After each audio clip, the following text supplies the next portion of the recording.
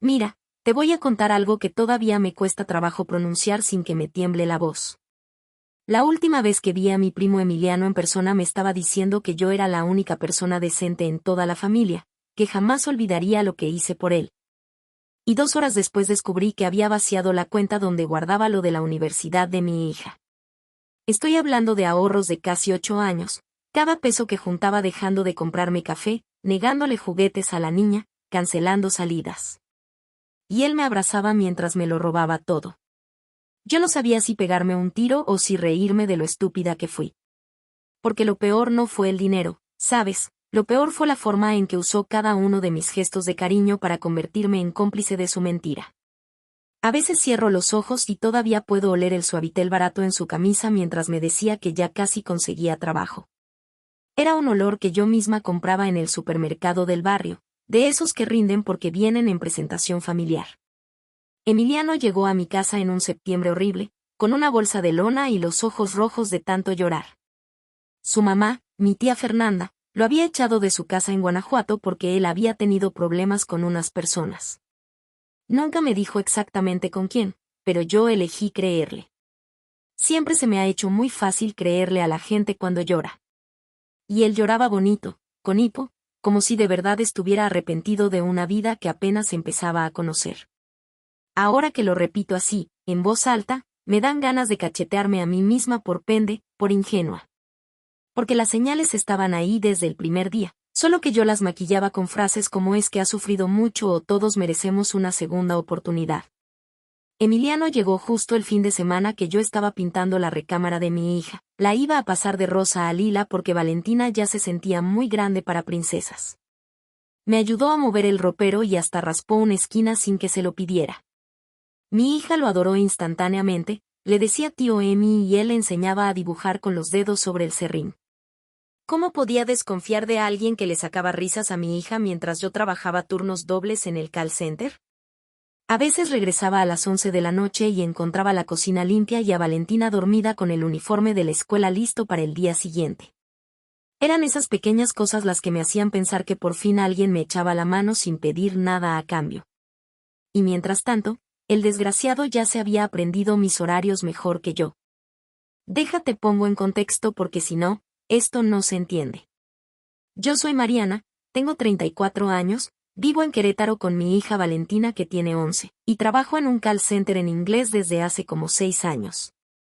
Mi vida no es glamorosa, me levanto a las 5:30, preparo los almuerzos, dejo a la niña en la escuela, y a las 7 en punto ya tengo que estar con los audífonos puestos. Soy de esas personas que se saben el precio de cada verdura en el tianguis y que juntan puntos de farmacia para comprar vitaminas. Mis papás viven a unas 15 cuadras pero ya están grandes y mi mamá tiene una artritis que apenas la deja moverse. Así que cuando Emiliano apareció, la familia entera lo vio como una bendición. Qué bueno que no está sola, decía mi tía Mercedes en el chat del grupo de WhatsApp, uno que se llama Familia Sánchez y que casi siempre está en silencio salvo por los memes que manda mi primo Carlos los domingos. El acuerdo era muy claro, Emiliano se quedaría en el cuarto de visitas, un espacio chiquito que da al patio de servicio, durante máximo 3 meses. Él iba a buscar trabajo en una de las fábricas de la zona industrial, y mientras tanto me apoyaría con los gastos de la comida, que la verdad no es mucho, y con el cuidado de Valentina por las tardes. A mí me parecía justo, un familiar en apuros que no pedía dinero, solo techo, y que se ofrecía a ayudar. Además, desde que mi ex, Alejandro, desapareció del mapa hace 4 años, yo me había acostumbrado a resolver todo sola.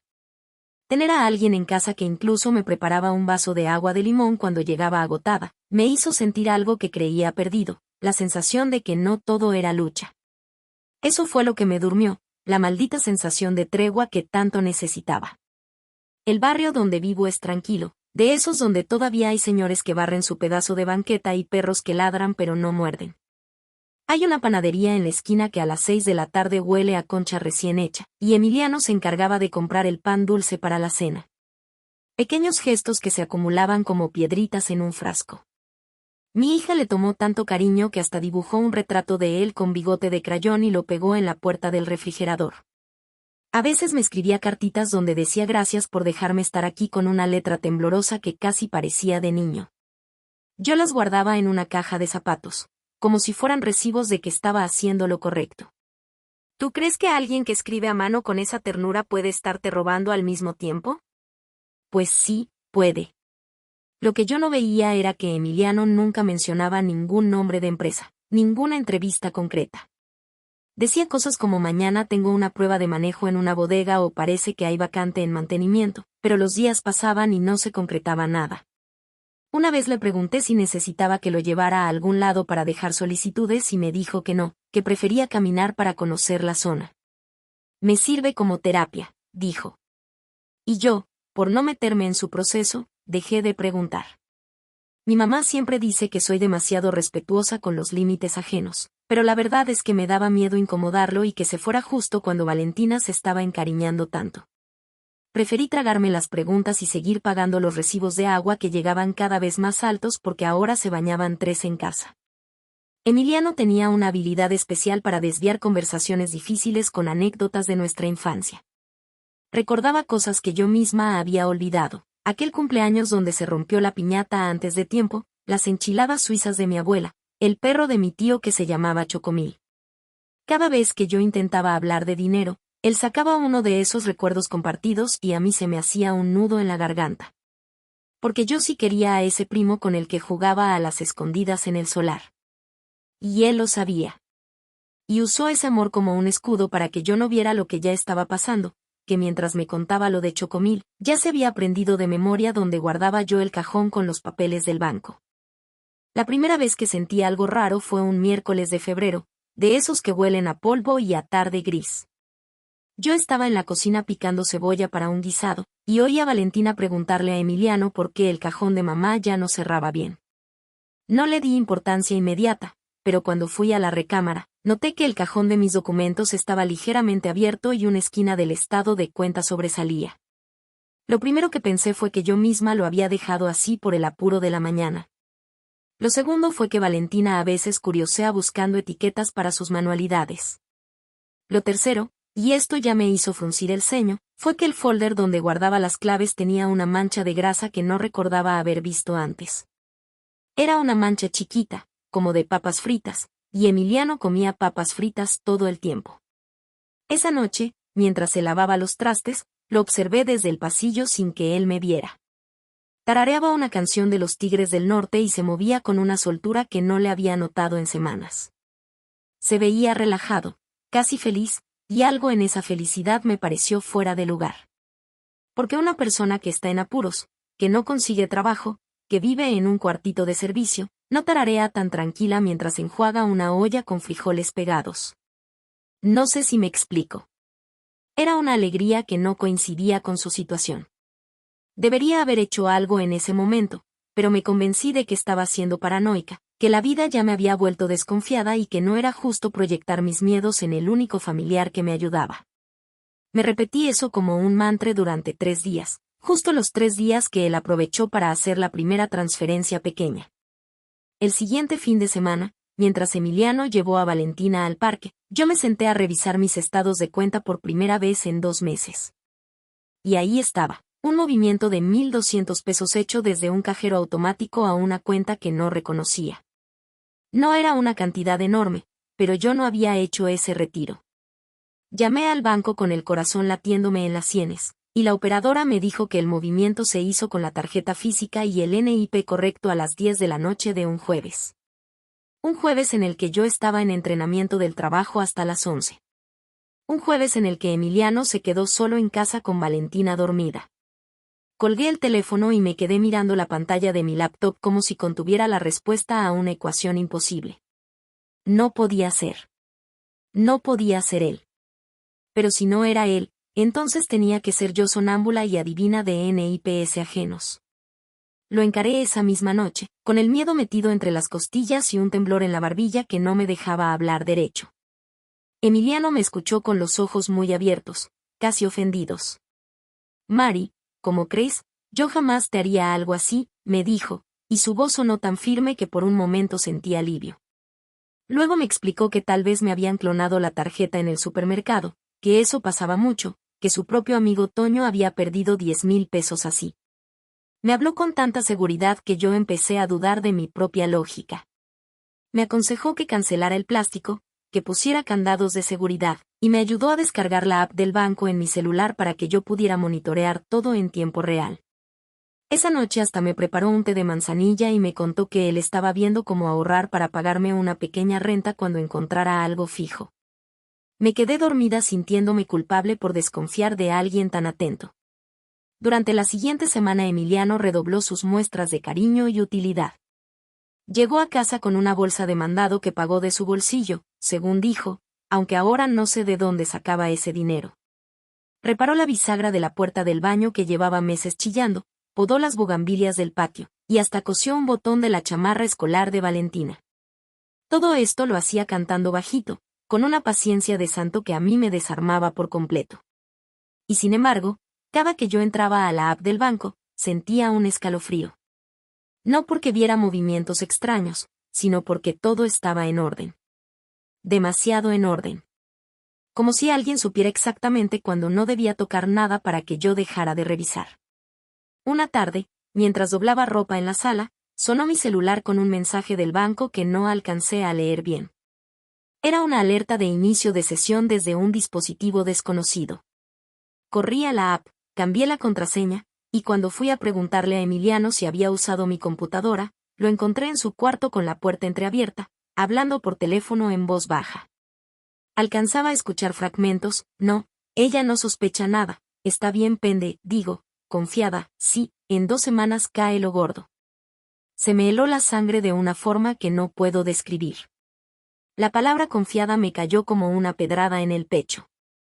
Él todavía no me veía, así que retrocedí sin hacer ruido, me metí al baño y vomité pura bilis y lágrimas.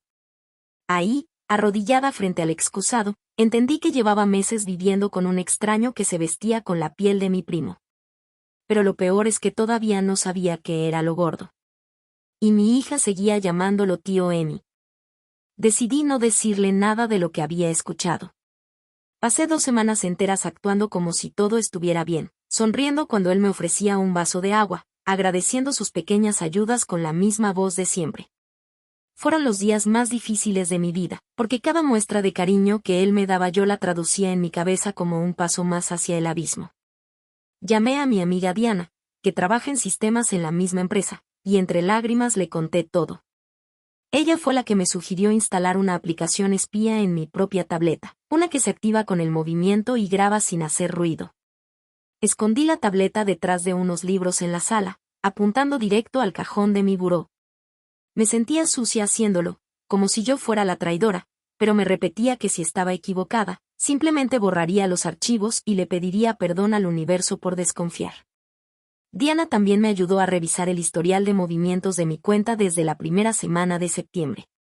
Descubrimos que los retiros chiquitos habían empezado casi desde que Emiliano llegó, pero eran cantidades tan mínimas que yo jamás las noté.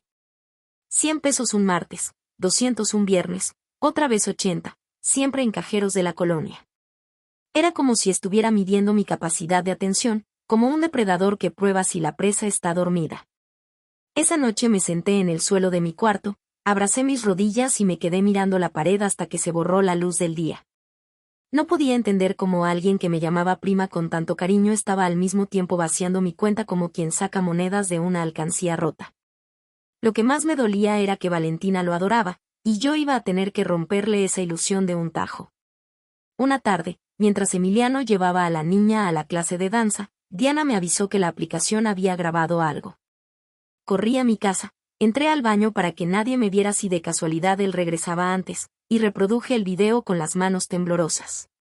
Ahí estaba él, rebuscando en el buró, abriendo el folder con la torpeza de quien ya se sabe dueño de ese espacio. En la grabación se veía cómo tomaba mi identificación oficial, le tomaba una foto con su celular, y después regresaba todo a su lugar casi con ternura. Ver eso fue como una bofetada de realidad que me dejó sin aire. Ya no era una sospecha ni un mal presentimiento. Era la prueba de que Emiliano estaba clonando mi identidad con la calma de quien prepara un café por la mañana. Le pedí a Diana que me acompañara al banco al día siguiente, y ahí descubrimos que alguien había solicitado un reemplazo de mi tarjeta de débito usando mis datos y un comprobante de domicilio. La ejecutiva me mostró la solicitud firmada, y la firma era una imitación muy burda de la mía, con la letra inclinada para el otro lado. Bloqueamos todo de inmediato, y yo abrí una cuenta nueva a nombre de mi mamá para resguardar lo que quedaba de los ahorros de Valentina. Pero por consejo de Diana, dejé un pequeño saldo en la cuenta original, lo suficiente para que cualquier intento de robo generara una notificación que pudiéramos rastrear. Quería atraparlo con las manos en la masa, no solo con mis lágrimas como evidencia. Ese viernes por la noche, Emiliano preparó enchiladas suizas, las mismas de mi abuela, y yo las comí con una sonrisa congelada mientras por dentro me repetía que cada bocado era una despedida. El sábado, Emiliano me pidió prestado mi celular para revisar una dirección en el mapa mientras el suyo se cargaba.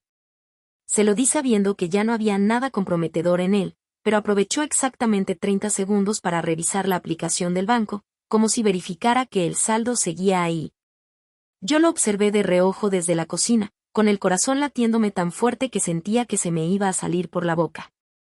En ese momento entendí que él no solo me estaba robando dinero. Me estaba administrando. Me dosificaba la confianza y el afecto como quien controla una máquina. Y lo peor es que yo, durante meses, fui una máquina feliz de ser operada. Diana logró rastrear una llamada que Emiliano hizo desde el teléfono de la casa a un número de la Ciudad de México. Grabó la conversación con un programita y me la mandó por audio de WhatsApp.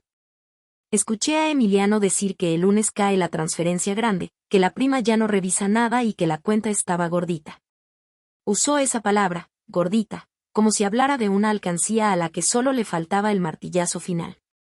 El otro tipo, el de la voz ronca, le preguntó si la niña no sospechaba nada, y Emiliano soltó una risita que todavía me quema los oídos. Dijo, no, la niña me quiere más que al papá que nunca tuvo. Tuve que pausar el audio porque empecé a hiperventilar. Nunca en mi vida había sentido una mezcla tan violenta de odio, de vergüenza y de una tristeza que me llegaba hasta los huesos. Esa noche no pude dormir. Me quedé en la sala, con la luz apagada, viendo la silueta de la bicicleta de Valentina en el pasillo. Repasé cada uno de los recuerdos que él había invocado para ablandarme, y caí en la cuenta de que los había usado como ganzúas emocionales. Chocomil, las enchiladas, la piñata rota, todo había sido munición para un cariño falso. Me sentí como una de esas casas de madera que se queman desde adentro sin que los vecinos vean el humo. Pero también sentí algo nuevo, una rabia fría que me enderezó la columna. Ya no era la prima confiada que recibía cartitas con letra de niño. Me convertí en una mujer que estaba a punto de tender la trampa más importante de su vida sin que él lo sospechara. El lunes en la mañana, Emiliano se levantó más temprano que de costumbre. Dijo que por fin lo habían llamado de una fábrica y que iría a entregar papeles. Se bañó, se puso una camisa limpia que yo misma le había planchado el domingo, y antes de salir me dijo algo que jamás voy a olvidar. Me tomó por los hombros, me miró a los ojos con una dulzura que parecía ensayada, y me dijo, Mari, tú eres la única persona decente en toda la familia, jamás voy a olvidar lo que hiciste por mí. Me besó la frente y yo sentí el roce de sus labios como una quemadura fría. Cerré la puerta detrás de él, apoyé la espalda contra la madera, y esperé exactamente 7 minutos antes de abrir la aplicación del banco. Lo que vi en la pantalla me obligó a sentarme en el suelo de la entrada, con las llaves todavía en la mano. La cuenta original, la que yo había dejado con un saldo pequeño a propósito, mostraba un movimiento en proceso por casi el total de lo que aún quedaba. No era una transferencia común, era una compra en una tienda de electrónicos en línea, hecha desde un dispositivo que el sistema identificó como nuevo. Emiliano ni siquiera había ido a ninguna fábrica. Seguramente estaba en algún café con wifi, vaciándome la cuenta mientras yo todavía sentía el eco de su beso en la frente. Sentí tanto coraje que tuve que morderme el puño para no gritar y despertar a Valentina, que ese día no tenía clases. Respiré hondo 3 veces, me sequé las lágrimas con la manga de la blusa, y marqué al banco para detener la operación. La ejecutiva me confirmó que el cargo aún estaba en verificación y que podían revertirlo, pero yo le pedí que no lo hiciera todavía. Quería que él creyera que había ganado, quería verle la cara cuando descubriera que su obra maestra era en realidad su propia ratonera. Lo esperé en la sala, con la tableta de las grabaciones sobre las piernas y el celular listo para reproducir el audio de su llamada. Cada minuto que pasaba se me hacía eterno, y los ruidos de la calle me sobresaltaban como si fueran truenos. A las 11:15 la puerta se abrió, y Emiliano entró con una bolsa del supermercado en la mano y una sonrisa que yo ya conocía demasiado bien. Me dijo que había conseguido el trabajo, que empezábamos una nueva etapa, y que había comprado un pastelito para celebrar. Dejó la bolsa en la mesa y se me quedó viendo, tal vez esperando un abrazo. Yo no me levanté. Me quedé sentada, con una calma que ni yo reconocía, y le pedí que se sentara porque teníamos que hablar de algo importante. Algo en mi tono debió de alertarlo, porque su sonrisa se apagó de a poco, como una lamparita que se queda sin corriente. Le mostré la tableta y puse la grabación sin decir una palabra. La imagen lo mostraba él fotografiando mi identificación, y el audio dejó escuchar su propia voz diciendo: la prima ya no revisa nada y la cuenta está gordita. Vi cómo su rostro cambiaba en etapas, primero la sorpresa, luego una negación que le hizo mover la cabeza, y finalmente algo oscuro que le endureció los ojos. Trató de balbucear que eso era un montaje, que yo estaba loca, que Diana y yo queríamos arruinarle la vida. Pero su voz ya no tenía la firmeza de antes. Era un niño al que habían descubierto robando dulces, pero un niño de casi 30 años que me había robado hasta la paz de sentirme segura en mi propia casa. En ese momento, si alguien me hubiera dicho que algún día terminaría contando dramas de la vida en una grabación como esta, le habría respondido que jamás tendría el valor para revivir algo tan feo. Me levanté, abrí la puerta de la calle y le señalé la salida sin pronunciar palabra. Emiliano se quedó paralizado, como si no pudiera procesar que su plan hubiera fallado. Entonces intentó una última maniobra, empezó a llorar de verdad, con hipo, con mocos, como aquella noche de septiembre cuando llegó a mi casa. Me pidió perdón, me dijo que debía dinero a gente peligrosa en Guanajuato, que lo habían amenazado con hacerle daño a su mamá, mi tía Fernanda, y que por eso hizo lo que hizo. Hablaba con una urgencia que casi me rompió, porque yo todavía podía sentir el peso de los meses en que lo quise como a un hermano. Pero entonces recordé la risita, la palabra pende, el beso de Judas en la frente, y la imagen de mi hija dibujándole retratos con crayón. Algo dentro de mí se solidificó como el cemento fresco, y supe que si cedía una vez más, me perdería el respeto para siempre. Le dije que se fuera antes de que llegara Valentina, que si volvía a poner un pie en mi casa llamaría a la policía con todas las pruebas que ya tenía. Emiliano recogió su bolsa de lona, la misma con la que había llegado, y se fue caminando por la banqueta sin voltear atrás. Yo cerré la puerta y me quedé de pie en el pasillo, escuchando el silencio de la casa como si fuera una canción nueva. No sentí alivio inmediato. Sentí un vacío helado, como si me hubieran arrancado una parte del pecho que todavía latía con la esperanza de que todo fuera un malentendido. Pero también sentí, por primera vez en mucho tiempo, que el suelo bajo mis pies era mío y de nadie más. Los días que siguieron a esa tarde fueron extraños, como cuando pasa un temblor fuerte y el silencio que le sigue parece más ruidoso que el movimiento. A Emiliano no lo volví a ver. Se fue dejando el olor a suavitel barato pegado en las sábanas del cuarto de servicio y una mancha de salsa en el mantel que no me animé a lavar en semanas. Lo primero que hice fue cambiar todas las chapas de la casa y ponerle doble candado a la puerta del patio, no porque pensara que él fuera a regresar, sino porque necesitaba sentir que cerraba algo más que una entrada. Mi amiga Diana me acompañó a poner la denuncia, y aunque el proceso fue lento y tedioso, ver el sello del Ministerio Público en el acta me devolvió una dignidad que creía extraviada. El agente que nos atendió me dijo que mi caso era más común de lo que imaginaba, un familiar cercano que se aprovecha de la confianza para robar identidad y vaciar cuentas. Yo pensé en todas las mujeres que no tuvieron una Diana a tiempo y se me hizo un nudo en la garganta.